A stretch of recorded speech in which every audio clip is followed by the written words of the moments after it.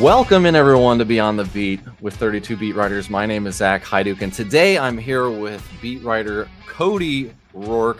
Cody is a beat writer covering the Broncos for Mile High Sports, and if you don't already know this, you can listen to him over at Locked On Broncos for his podcast. If you're looking for him on X or Twitter, you can find him at Cody Roark NFL. Cody, welcome into the show, sir.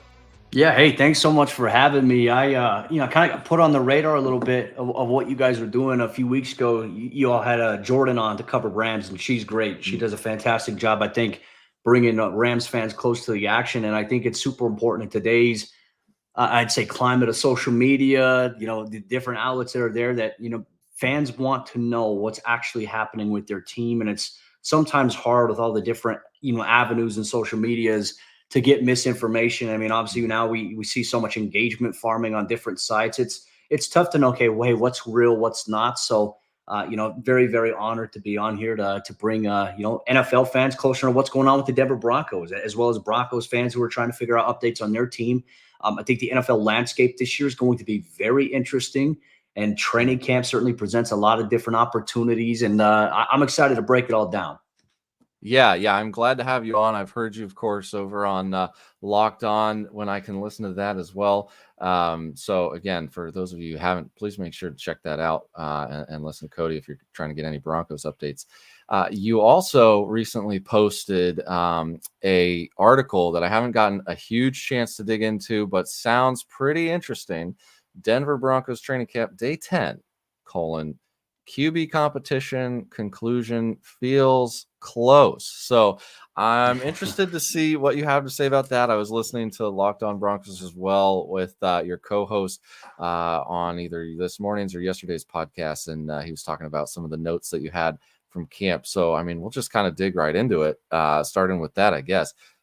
I think the most interesting thing probably with this team that has occurred over the last couple of years was obviously the Russell Wilson trade. And, he's obviously in Pittsburgh now. Didn't work out. You got Sean Payton still there after last year. And the Broncos drafted Bo Nix at pick 12. At the Senior Bowl, I was not particularly impressed with the guy. And I'm not an evaluator, but I was like, I don't know. I don't really see much there. Now, he was good comparative to the competition that was around him. I think he was the best quarterback personally at the Senior Bowl, but I just didn't see anything crazy. But man, everything that's come out since, it seems like they really believe in him. So tell me why I'm wrong and what the landscape there is right now.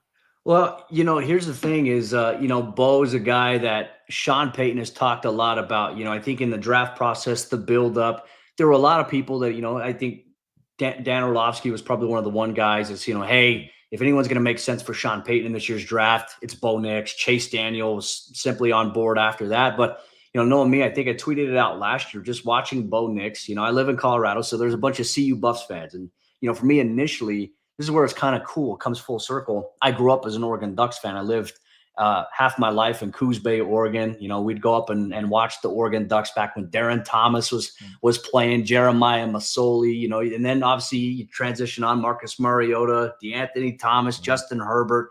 I even watched Justin Herbert in high school when he was playing at Sheldon High School in Eugene. So it was really cool to be able to see everything kind of come full circle. But for Bo, the thing with Bo, everyone goes back to Auburn, right? And Auburn, I think, was a great experience for him. Playing in the SEC, it's tough there. And he's kind of a dual threat guy, but he wasn't having the success. And sometimes we see players go to a different environment, and sometimes it's all you need, a change of scenery or different environment. And all of a sudden you start to find rhythm. And Bo, his first season at Oregon, pretty impressive. He obviously had the production from a, passing standpoint, touchdowns through the air, but very underrated in terms of, his first year at Oregon, 14 rushing touchdowns and over 500 yards on the ground, So it's like, okay, there is that dual threat type of, capability. Last year, 45 touchdowns compared to 3 interceptions. Like, he really took it to another level. The thing that we're seeing here from Bo, and why I think it's a good marriage between he and Sean Payton, is because Bo is very decisive with the football. He's a good processor, and he knows how to read a defense really clearly. Now, look, not to say that he's not going to make mistakes, and certainly here in training camp, he has had his fair share of mistakes, but he hasn't made really any mistake that's been too critical. He's only thrown 1 interception. I know there was that one account that said he's thrown 5 or 6. He's only thrown one interception in training camp. And it's like, ideally, don't you want to make mistakes in practice? I think because we live in such an instant gratification time frame, social media, immediate access to our fingertips, and also we want something to happen right away when it comes to sports. Sometimes like, okay, hey, like these young guys, it's tough playing quarterback in the NFL regardless, but it's tough being a rookie or being a young guy coming into a place like Denver where the expectations are exponentially higher than a lot of franchises' circumstances because of the history of, John Elway. You have Peyton Manning who won a Super Bowl, and Denver has been trying to figure out who's going to be the next guy that can get them back to maybe competing for Super Bowls. And you hope it's Bo Nix, but Denver's been through a quarterback carousel. I don't need to remind anybody. Anytime you watch the Broncos game over the last 7 years, that quarterback carousel has popped up onto the screen, and it's been frustrating, I think, for the fan base, and rightfully so. Fans just want the guy. They want security in that. But the thing that we've seen so far from Bo Nix that I think he does really well, we mentioned reading the defense, but there's not hesitancy from him from the moment he gets the snap in his hands and he knows where he's going. I think the one thing I like a lot about his game, he'll go to his first read. If it's not there, he goes to his second. Not there, he goes to his third. And then eventually he works backside. But his processing is so quick. But he has a little bit of an advantage because I think he's so smart. He lives, eats, breathes, sleeps football. Obviously, his dad's a coach. And so for him, football is just really, really what he cares about. He says, that's the one thing I'm only good at is football, but he's smart, and I think he's picked up the offense really well. And in what Sean Payton did in the pre-draft process after the pro day, they worked them out privately. They were blown away with the game prep material they handed him. All right, hey, you're going to have, from this point, 6 p.m. at night, we're giving you this material. Tomorrow, we're going to work out at 6:30 in the morning. We're going to go over everything on the whiteboard. Then we're going to go throw. He picked up a lot of the things that they want from a detail standpoint. But I think it helps because the offense he played in last year under Will Stein at Oregon, there were so many similarities in terms of maybe some of the concepts that Sean Payton runs offensively. So Bo has gotten more comfortable as each practice has gone. And yeah, like I said, he's made some mistakes. There's been some times where, hey, maybe he's had to throw inside or a little bit behind a receiver. But for the most part, his ball placement, his accuracy, his timing and delivery, they've been very good so far. And we think we want to see now, can you translate that into games? Luckily, the preseason is this week. Yeah. We'll get to see him. You think they're going to play him?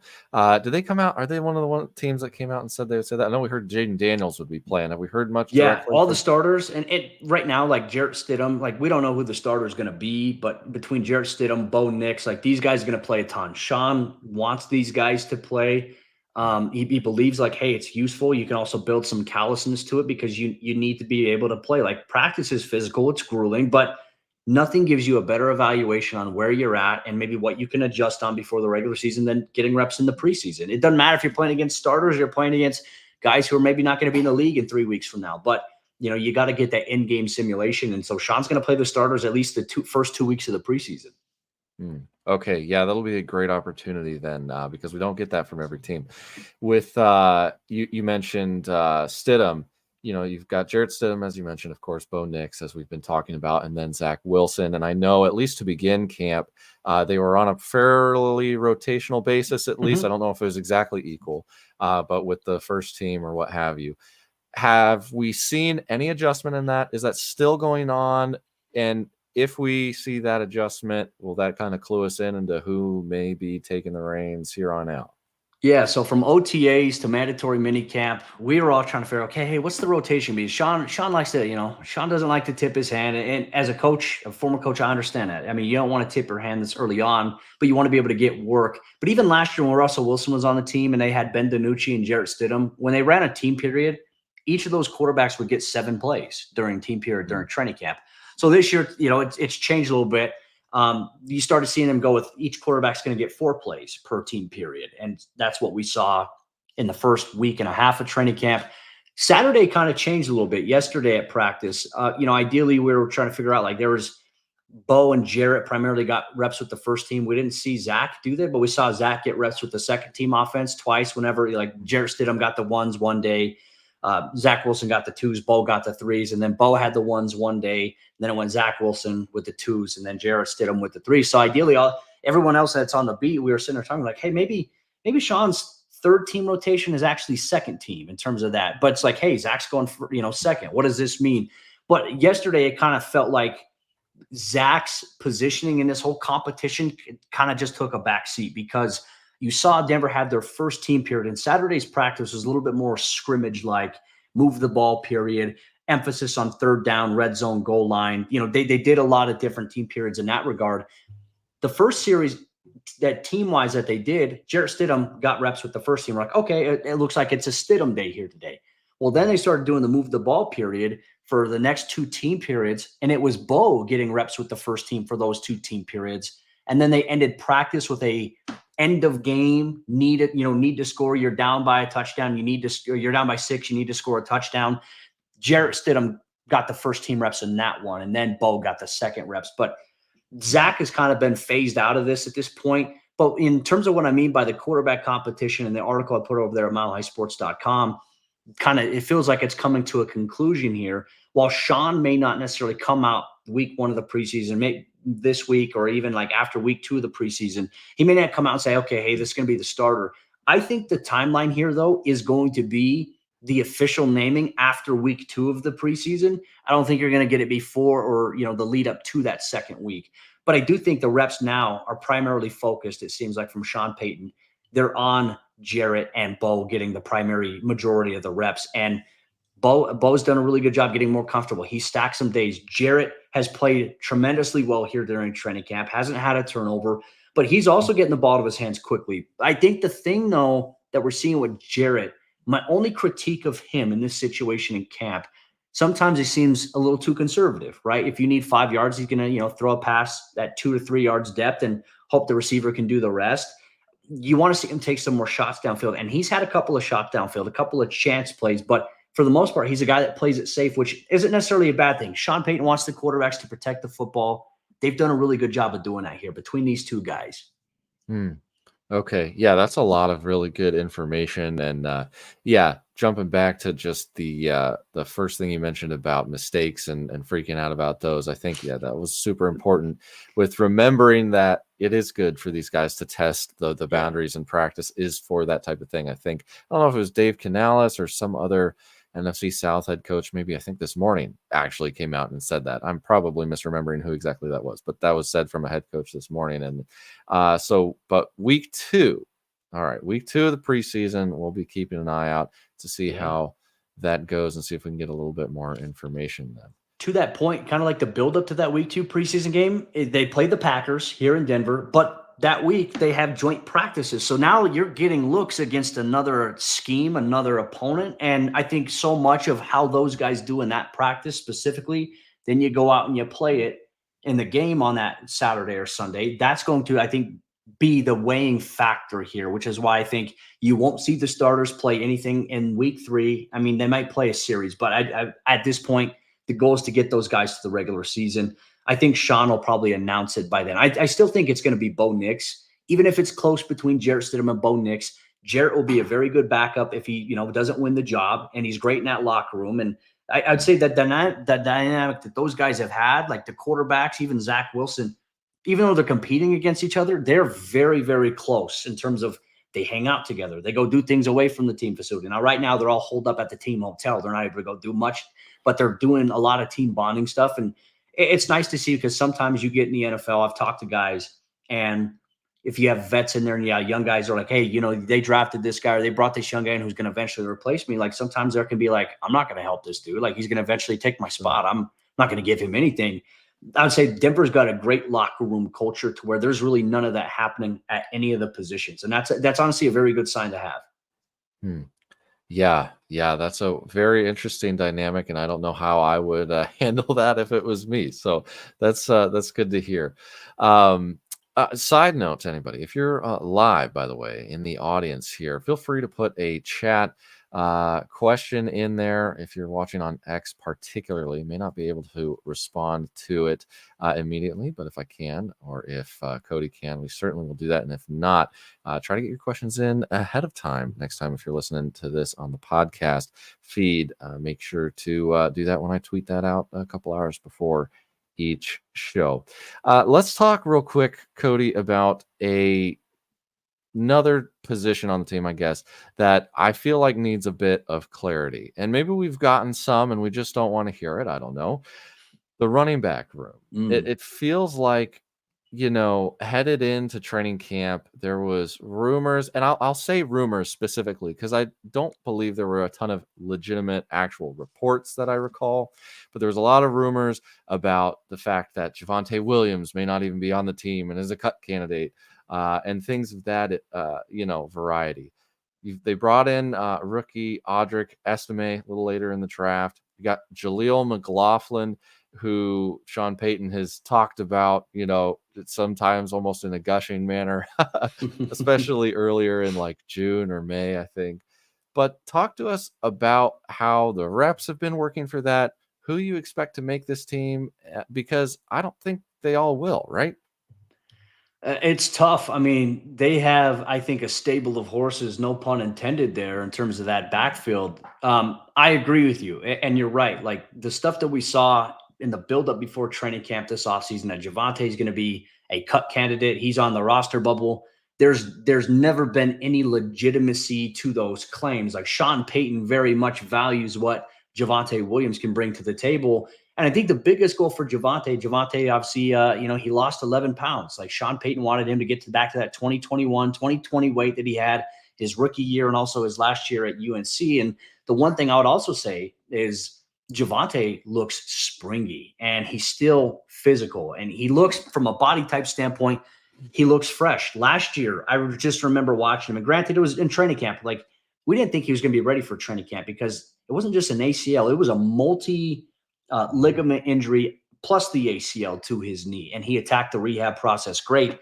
But there were even times 2 months after training camp, like let's say the first few weeks of the regular season, I'm looking at Javante, I'm like, he doesn't look the same. Like he looks like everything is hard for him to be able to do that. And a lot of it's mental. Like if you've ever torn your ACL, you try to return to play. Like there's a lot of mental overlap and thinking. I struggle with that as a player. I mean, I tore my ACL. I tried to come back. And a lot of what I did is as a cornerback, you backpedal, you break, you run downfield, you plant and cut.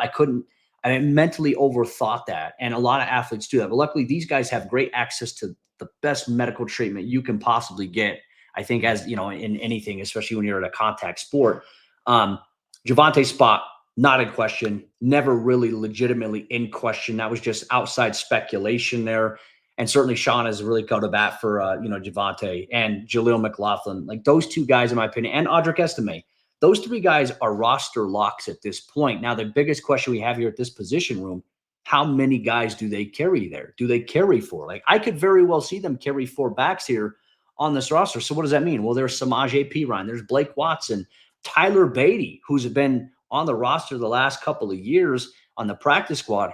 He's had a very under the radar camp. And so I think so much is going to be who explodes a little bit in the preseason. Financially, you look at Samaje Perine's contract. Denver can free up some cap space by moving on from him, but he can still contribute. He was a big part of their success in the passing game last year on third down, kept some drives alive. It was a big reason they actually won some of those games during that 5-game win streak, particularly caught some passes against the Buffalo Bills late there to get them into field goal range. So there are some dynamics here I think we're going to have to see play out, but I would be shocked if like the roster lock is going to be Javante, Audric Estime, Jaleel McLaughlin, and they're all going to play. Like the run game is going to be a big part of Sean's offense this year.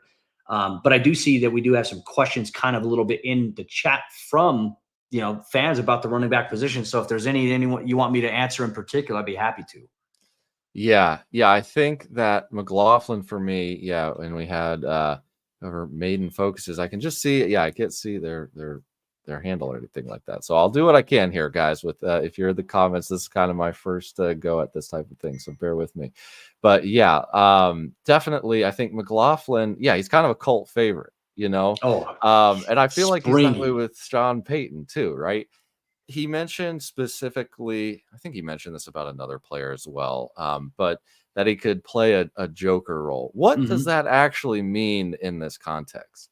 Yeah, so the joker role for Sean, I mean, it could be at times, it could be a running back. It could be a specialist type receiver body. It could be even a tight end. Like that's something that Sean is kind of differentiated. And really in his first year in Denver, I think his plan was to make Greg Dulcich the joker, but then Greg had the hamstring injury.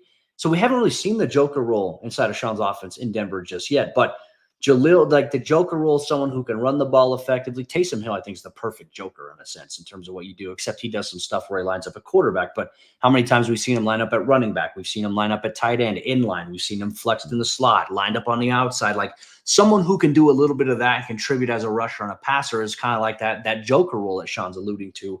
And that's where kind of like Blake Watson, the undrafted rookie free agent out of Memphis, when they signed him initially, everyone thought, okay, hey, he could be the Joker role because he used to be a former receiver at Old Dominion. He's fast. He's got great hands. And Sean told us during OTAs, like if he could do one thing with Blake Watson, what would it be? And he said, I throw him the football. So there's different things there. But I would even say like Javante is going to be involved in the passing game this year. Jaleel is going to be involved there. Audric Estime, like coming out of college at Notre Dame, wasn't necessarily considered as like, hey, that's going to be his strength is also receiving passes out of the backfield.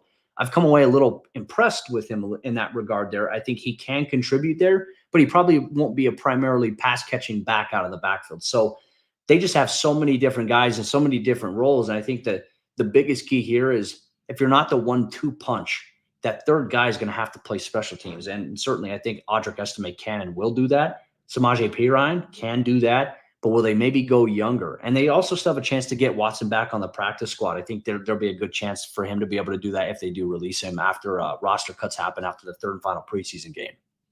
Okay. So to reiterate a little bit of what you said, it sounds like Javante Williams, Audric Estime, Jaleel McLaughlin, we can bank on those guys making it and having a role this year. And then we're going to have to see what shakes out with everybody else. So, okay. Let's move on, I guess, to the wide receivers.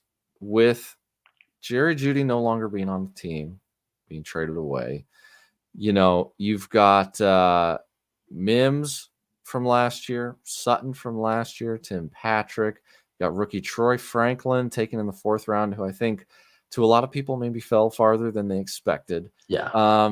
Josh Reynolds from Detroit, who's played significant roles in the past. For people who play fantasy, he's like the fantasy gremlin almost, seems to steal targets that everybody is hoping go to somebody else, but is a good NFL player, so they sticks around. Is there a wide receiver one for this team? And if not, what on earth do we expect? And yeah, I mean, this is just, it's crazy. Talk to me about that. Yeah. So, I mean, the wide receiver one for Denver is going to be Cortland Sutton. Once again, I know that the offseason, the biggest hangup was his contract situation. He got $1.5 million kind of like added in terms of incentive. So it's kind of like, hey, like we know we can be better. And I know coming off of a 10 touchdown season, I can hit these landmarks and our team can be better. And it just rewards him in the process. He got extended in 2021, pretty good steal at the time. And then obviously we've seen the market change year after year since then. So Denver got pretty good deals with him and Tim Patrick. He'll be wide receiver one. He'll be the primary option. His size is obviously something. I know a lot of people just say, well, Sutton's the guy that you want to throw the 50-50 ball to. I mean, obviously that's an area where he can excel, but Sutton is explosive as well. And he's big, he's physical.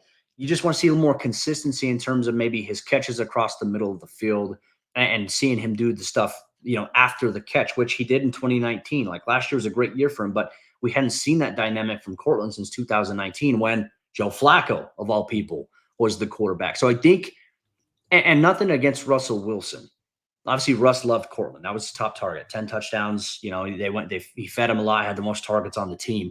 The thing that Russell Wilson was not able to amplify with Cortland Sutton was the middle of the field stuff, throwing the slants, anything, past the numbers or, right in between the hash marks and the numbers. That was not an area where Russ was successful with attacking. And that's where I think we missed opportunities. Like I was thinking like, hey, okay, Sean Payton's coming over. How many times do we see Michael Thomas just catch a slant, at 4 yards and then get 13 after that? Like Cortland's sizable enough to be able to do that. How come we haven't seen that? And that's because Russ just simply, that wasn't where he wanted to throw or look. And so that's definitely been a missing presence of this offense. Well, now you get guys like Jarrett Stidham and Bo Nix. These guys will throw the slant. They will attack the middle of the field. And they do a pretty good job at it. So Cortland's going to be the wide receiver one. Tim Patrick, is battling his tail off coming off an Achilles. And his size is good. And you know what you can get from him when he's healthy. And I think Sean's wanting to see that. Marvin Mims, the wild card here. And I know Jabba the Hutt had mentioned something here about like the utilization of Marvin Mims last season. The coaching staff didn't do a great job, but it's like, hey, you're trying to feed Cortland, you're trying to feed Jerry Jeudy because hey, you want to see what you have with Jerry, especially with all the teams calling to potentially trade for him. Marvin had 2 catches for $113 in week 2 against the Commanders last season, all in the first half.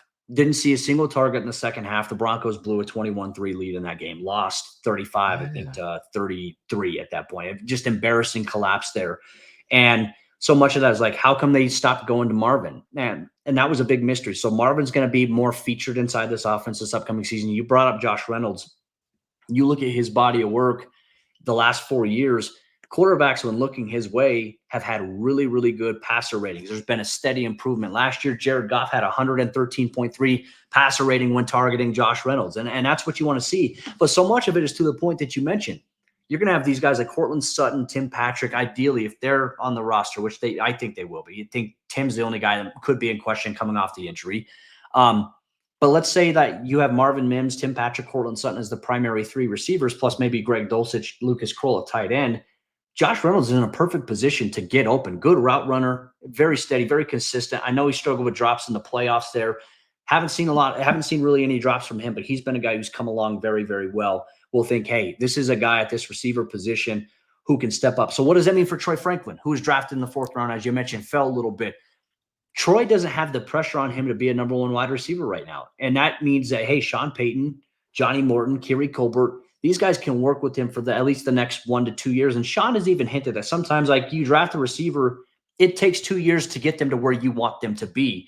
But he can still contribute, even if he's not the primary guy. So I think that we will see some of these opportunities open up. And, there's just still a lot of room for Troy to grow. I mean, the one thing we've seen, he's had some drops during training camp. I wouldn't say it's like consistent or constant drops. It's, hey, there's a big play opportunity. You have a chance to catch it, and you didn't catch it. You dropped it, or it went through your hands. You didn't even touch it. There's things like that he's going to have to get used to and obviously make some plays. But he's growing. He's learning. He's not fully comfortable with the offense just yet. But I think over time, he has a chance to be. Okay. Yeah. I think it's a weird situation where you don't have a guy who's necessarily dominant, but it's full enough of guys who are decent, like competent. It's going to be kind of hard to crack that. And they have various different roles. The guys who are there are not all the same type of player, at least from my perspective. And so if you had to pick a guy, not really a fair question, maybe, but if you had to pick a guy who's going to go 1,000 yard this year, who would you put that bet on? Ooh, that's a great question. I mean, my first instinct would be to say Cortland Sutton just by volume. But if we're talking about, someone who I think has a chance to hit over 1,000 yards receiving because of big plays, like that's what this game's all about now, right? You see Tyreek Hill, you see all these fast guys. They're really hard to stop in today's NFL, and especially if you can line them up inside, outside, and get creative with them. If he has a higher volume this year, Marvin Mims, I think, can. He has the capability because he is fast. I mean, he can get behind an entire defense and blow the top off of the back end there and capitalize on big plays. I mean, one game, 2 catches, $113, and then all of a sudden it's like, wow, you didn't give him a single target in the second half. You didn't even try to look his way. Like, what's going on here?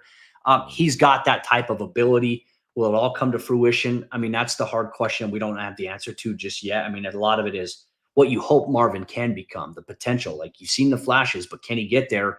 Not only is it going to be part of him doing that, but it's also the quarterback play. Okay, well, hopefully they can deliver him the ball because, what we saw last year at times was super exciting. So hopefully we get a little bit of that from Mims this year. Tight ends now. This is an interesting position with you guys, what you got over there. Adam Troutman is a New Orleans Saints transfer of sorts. Greg Dulcich, been around a bit, but I think he was out briefly, which gave an opportunity for maybe like Lucas Kroll to show a little bit of what he can do. Tell me about these 3 guys and anybody else who may have some relevance there, what roles they play, and anything recent that we've learned about any of them. Yeah, I mean, obviously, Greg Dulcich, we all know Greg's got a lot of potential, and he's got really good athleticism. And the times where Broncos fans have seen Greg on the field healthy, it's like, hey, just find a way to get him the ball in space. He's going to make some really exciting things happen. Like he moves very quickly for his size. Now, Hamstrings have been a huge issue for him in the first 2 seasons of his career. He missed pretty much all of last year. I mean, he appeared in the first game, had the hamstring, came back week 6 or week 7 Thursday Night Football against Kansas City, had one play, had one catch, happened again, kept him out the entire season. So you really missed a year there. He did a lot of off-season work. He had off-season foot surgery, but when it comes to like his hamstring, he's done a lot of different things. Like his stride looks entirely different. So it's maybe relearning on how to do certain things, how to decelerate properly, how to not get too wide outside of your base when you're running. Like you have to change your stride, or as Sean Payton says, your gait when you run. There has been noticeable changes there. Through 2 weeks of training camp, he's held up. He's been good. He's made it through. You like to see that. Now we're going to see him in the preseason. Can you stay healthy in the games? If he does, he's going to play a big role. You know, he can be a guy where you can line up. You don't necessarily want to keep him in line, but you can line him up as a flex guy. You can line him up as an offset wing where you can bring him underneath the formation there. You can line him up on the outside. He's got the size to be able to do that. I'd say another thing too with Greg, there will be times he has to do something in the game. But Sean Payton, I think, had a great quote this past week. He said there's going to be things we're going to have, we're going to ask Greg to do in the run game. And then there's things we're not going to ask him to do, because simply it's like, why would you put a guy in that situation when that's not necessarily his strength? So very curious to see what that's going to be here. Maiden focus, right? You think a Sean Payton tight end would be involved. Last year, the plan was Dulcich. They put all the eggs in that basket. He got hurt week 1. Adam Troutman, veteran guy, reliable, is going to be on the 53, I think, this year at that position. But it's not a guy that's going to wow you with his speed. Like he'll be a possession guy for you, third and short. He can pick up, first down, move the chains for you. But he's not going to be a guy that's going to go for 100 yards. You look at a guy like Greg Dulcich, he's got 100-yard capability in terms of being able to produce that on a game-to-game basis. And then Lucas Kroll, a big physical guy, 6'6", 250 pounds, runs ridiculously fast, has very, very good speed, and is a little bit bigger framed, and I think can also offer a lot in terms of the blocking department. He's a little bit of a wild card at this point. Could be a potential joker here for Sean Payton in this offense. But in my opinion, you have those two guys there and Troutman there. That's a nice combination of 3 guys that you have there. But you have to hope that Greg Dulcich can stay healthy. And you also have to find a way to ensure that, hey, can Lucas Kroll take the steps to become the guy you think he can be? And Sean's got a lot of praise for him. But, you still have to go out there and continue to prove it. If there's anything that I can throw out there as a wild card, not necessarily at tight end, but this affects like tight end, running back, fullback. Mike Burton's obviously on this roster here, veteran fullback, tremendous player. But Nate Adkins, who was an undrafted rookie free agent last year out of South Carolina, made the 53-man roster last year, didn't kind of redshirted, played some special teams here and there, bulked up this offseason, has had a far more prominent role in the practices that we have seen, where he's not just lining up at fullback at times. He's lining up in line as a tight end in 12 or 13 personnel. He's a guy that's also being used as a flex option, as an H-back. So, I mean, there could be a chance where he makes the roster as either, like you can keep an extra guy at running back, fullback, so to speak, if it's him, and tight end. If you do that and you have a guy who can play 2 different positions for you, that to me, I think is a wild card to watch here. Yeah, I think that's part of what makes this whole thing. Yeah, I don't know if was he the other guy that they mentioned, Sean mentioned as a potential joker. I think that does make, all of this just a little bit more interesting. It's unproven. And hard to pay There's so much unproven about this team. Like the widespread belief is that, hey, this isn't a very good roster. I think Denver has got a very underrated, talented, young roster. Like they're young. They got 8 guys on this team that are between the ages of 30 to 32, 48 guys who are between the ages of 29 to 25, 31 guys between 24 years of age to 20, with Audric Estime being the youngest guy on the team at 20 years of age. So, I mean, this is a youth movement for Denver. And you certainly have, I've noticed just a difference in the energy at practice, but that's the mystery about this team. It's young. Nobody expects them to be good. I wouldn't be shocked if they end up being good. Yeah. And there's a lot of things like that maybe will impinge on the quarterback situation being a rookie or Jarrett Stidham. And so we'll see how high they can fly this year. And, as we work through training camp, we're trying to watch all this stuff, what do you think personally is like the most important thing for us to keep an eye on? I would just say that what you see coming out of practice is someone throws an interception, someone throws touchdown. You never get too low on it. You never get too high on it, but you want to watch progress, right? Like you have to make mistakes. Like making mistakes in practice is something that happens in the regular season. You know, you want to be able to see certain looks you're going to see, and you want to be able to capitalize on things, and you're going to make a mistake. But now it's like, all right, I know now what not to do. I know what I could have done better on this play.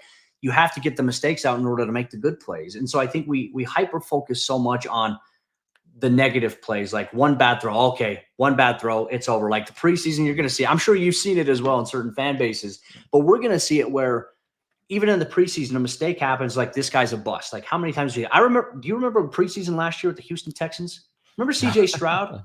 Yeah. People were already calling CJ Stroud a bust because he threw an interception not only in training camp, but in a preseason game.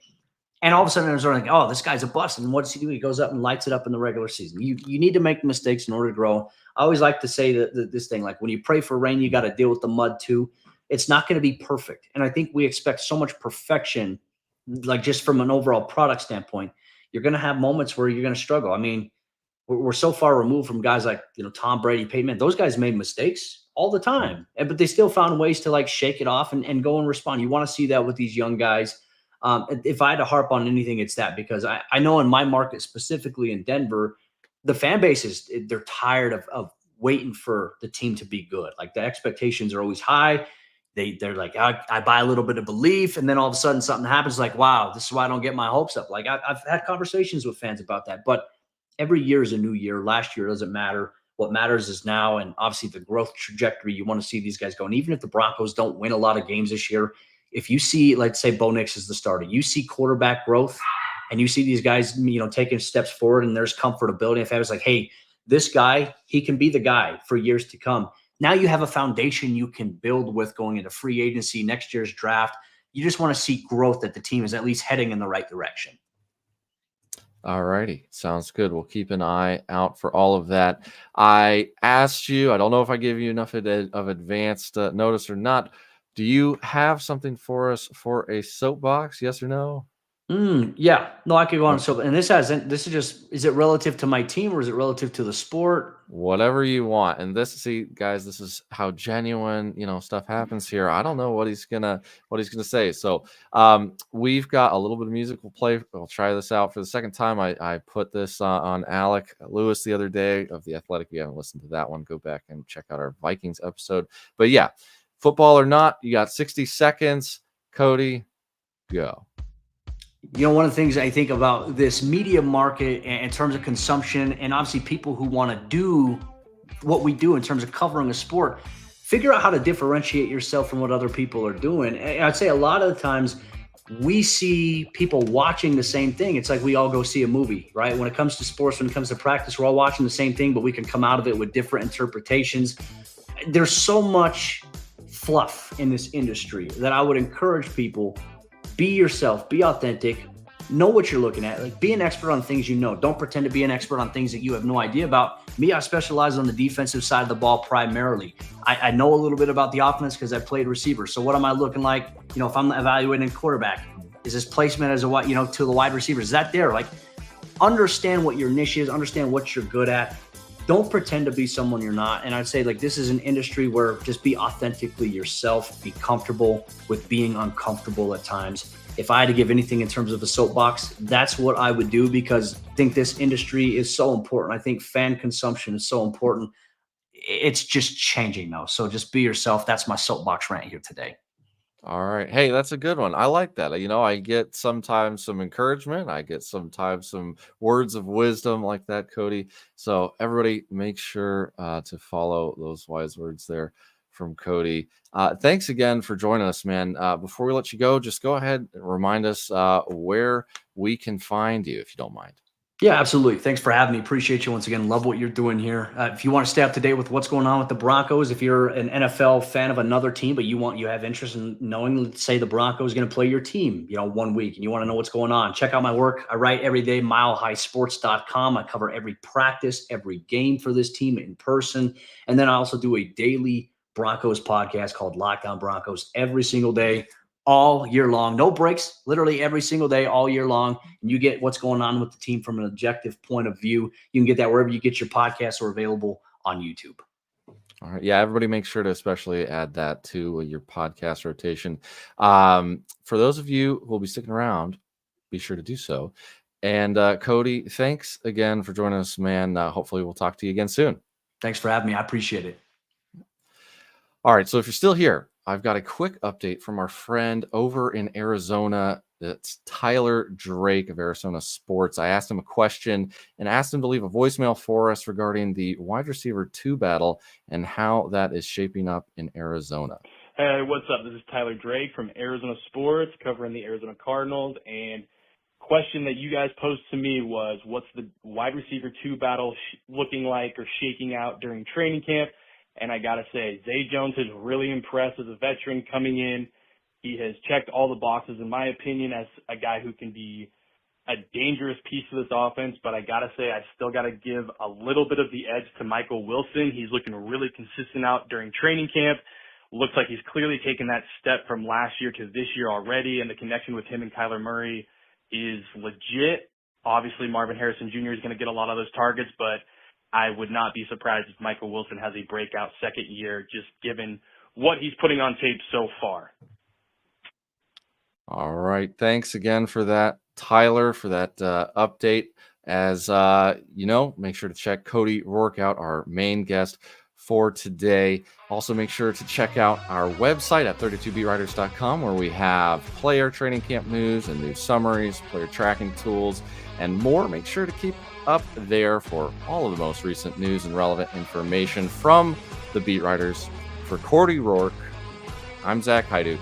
We will see you next time.